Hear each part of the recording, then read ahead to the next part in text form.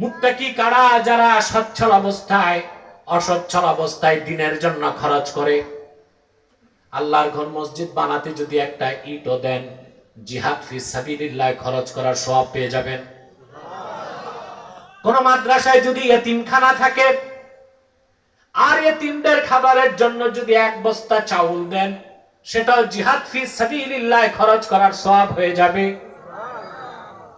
মাদ্রাসায় যারা পড়ে ওরা মুজাহিদ না, কিন্তু আল্লাহ তাদেরকে মুজাহিদের মর্যাদা দেন। কেন?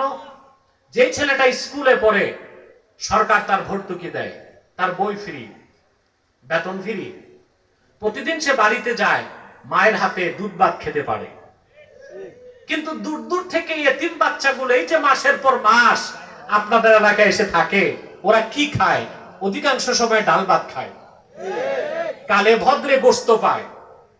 আর আপনারা মনে করেন এগুলোর তো খাবার দাবার নাই, মাদ্রাসায় এসে পড়ে আছে। না, এমনটি নয়। ভিক্ষুকও খাবার পায়, মাদ্রাসার ছাত্র পাবে না কেন? আল্লাহর আকাশের নিচে সবচেয়ে দামি মানুষই তো মাদ্রাসার মানুষগুলো।